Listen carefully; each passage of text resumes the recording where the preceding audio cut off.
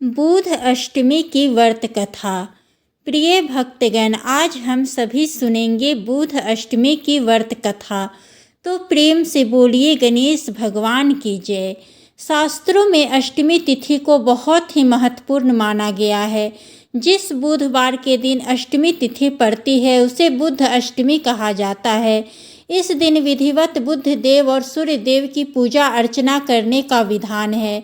मान्यताओं के अनुसार जिन लोगों की कुंडली में बुध कमजोर होता है उनके लिए बुध अष्टमी का व्रत बहुत ही शुभ फलदायी होता है। हिंदू धर्म के अनुसार जो भी व्यक्ति पूरी श्रद्धा पूर्वक पूरे विधि विधान से बुध अष्टमी का व्रत करता है उसके सभी पाप नष्ट हो जाते हैं और उसे मृत्यु लोक के पश्चात नरक नहीं जाना पड़ता है। आज मैं आप सभी को सुनाऊंगी बुध अष्टमी की 2 पौराणिक कथाएं। तो आप सभी भक्तों से अनुरोध है कि कथाओं को पूरे भक्ति भाव से प्रसन्न मन चित्त से पूरा अवश्य सुने और कमेंट बॉक्स में गणेश भगवान की जय लिखना बिल्कुल भी मत भूले।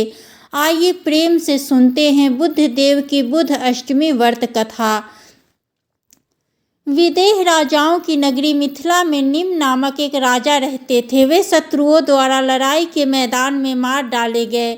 उनकी स्त्री का नाम उर्मिला था। उर्मिला जब राज्य एवं राशित हो गई, इधर उधर घूमने लगी, तब अपने बालक और कन्या को लेकर वह अवंती देश चली गई। वहाँ एक ब्राह्मण के घर में कार्य करके अपना निर्वाह करने लगी। वह विपत्ति से पीड़ित थी। गेहूँ पीसते समय वो गेहूँ से थोड़े से गेहूं चुराकर रख लेती थी और उसी से पीड़ित अपने बच्चों का पालन करती थी। कुछ समय के बाद उर्मिला का भी निधन हो गया। उर्मिला का पुत्र बड़ा हो गया। वह अवंत से मिथिला आया और पिता के राज को पुनः प्राप्त करके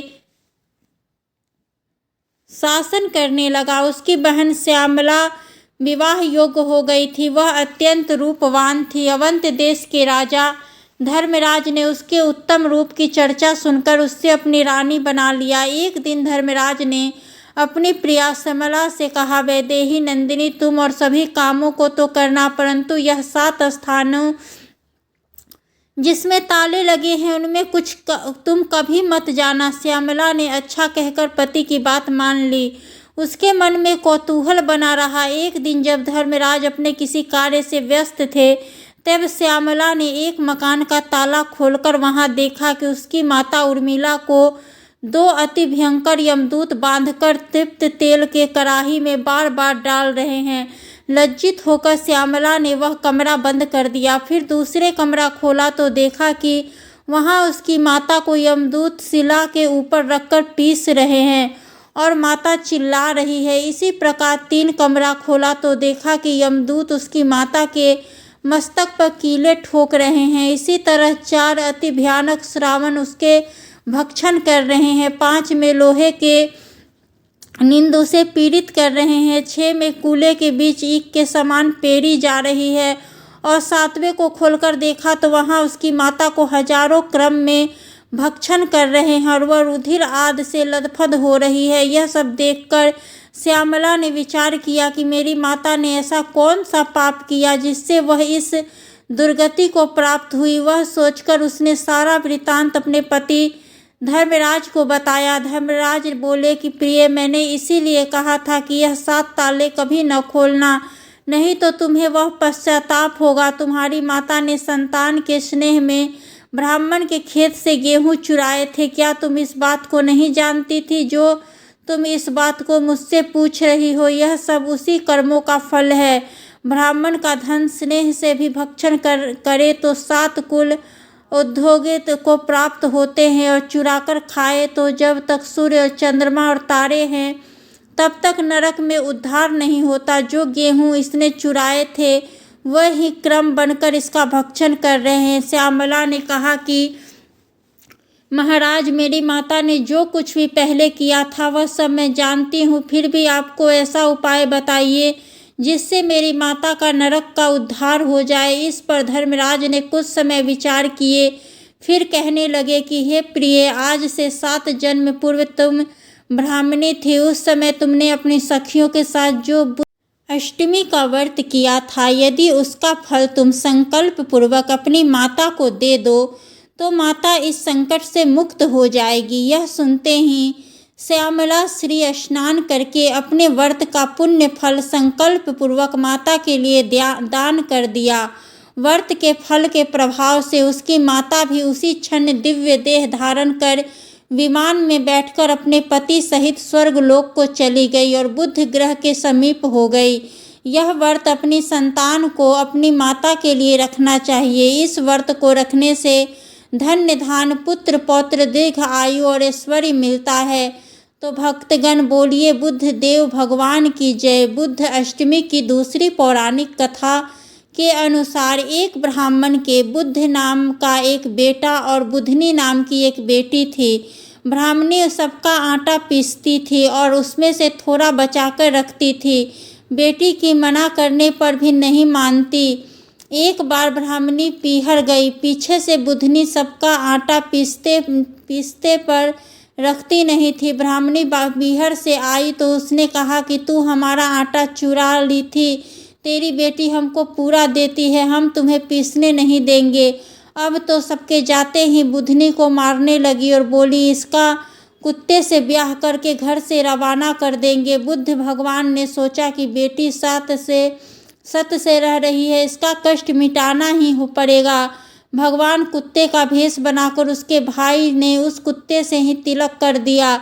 सारे गांव में हो रही थी कि भगवान का ब्याह हो रहा है। बुद्धि की माँ जिससे काम कराए वह भी कहे कि हमको फुर्सत नहीं है, भगवान के ब्याह का काम है। अब तो वह परेशान होकर बुधनी को और भी मारने लगी। बोली कि तू निर्भाग्य है जो तेरे विवाह का कोई काम नहीं करना जानता। ब्याह की बेला भगवान कुत्ते का रूप लेकर गांव में हल्ला हो गया कि बुधनी का विवाह कुत्ते से हो रहा है।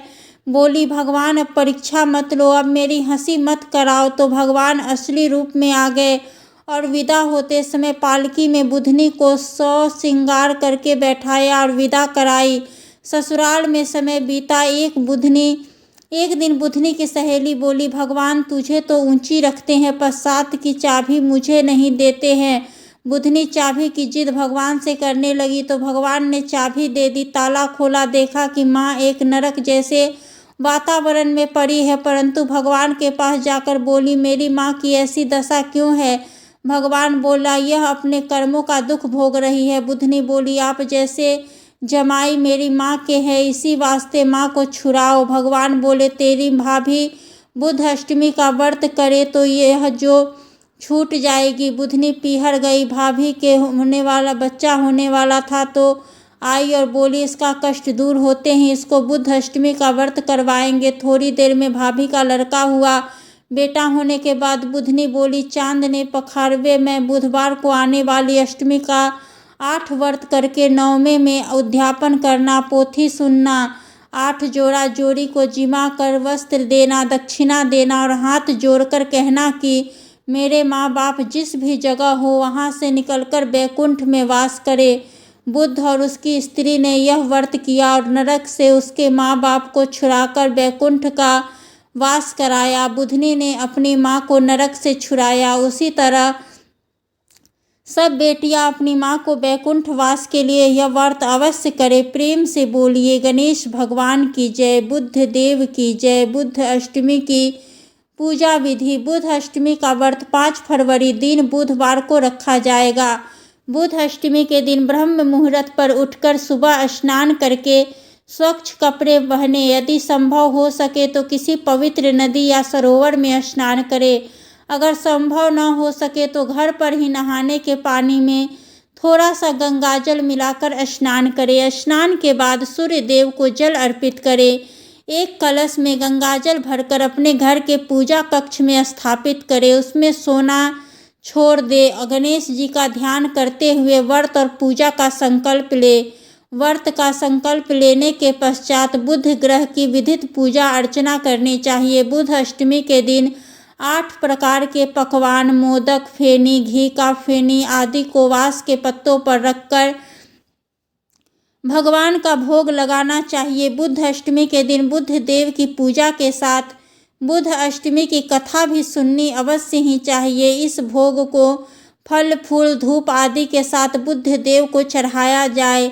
पूजा होने के पश्चात भगवान पर चढ़ाए हुए भोगों को परिवार के सभी लोगों के साथ मिलकर ग्रहण करना चाहिए। कई जगहों पर बुध अष्टमी के दिन भगवान शिव और माता पार्वती की भी पूजा की जाती है। शास्त्रों के अनुसार इस दिन भगवान गणेश जी की पूजा की जाती है। इस दिन बुध देव के बीज मंत्र या गणेश भगवान का पाठ अवश्य ही करना चाहिए। गणेश जी के शरण मंत्र ओम गण गणपते नमः का अधिक से अधिक जाप करे तो जो भी मनुष्य पूरे विधि विधान से बुध अष्टमी का व्रत करता है उसके 7 जन्म के पाप नष्ट हो जाते हैं।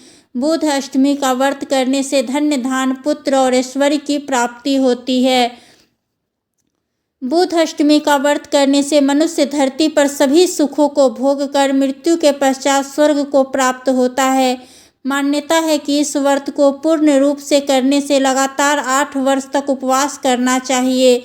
आज के दिन हरे रंग के कपड़े पहनने चाहिए और इन मंत्रों का कम से कम ज़्यादा से ज़्यादा जाप करें। ओम बुद्धाय नमः, ओम बुद्धाय नमः। इस प्रकार मंत्रों से जाप करके बुध देव को प्रसन्न करें। तो यह थी आज की बुध अष्टमी की पूजा विधि और बुध अष्टमी की 2 पौराणिक कथाएं।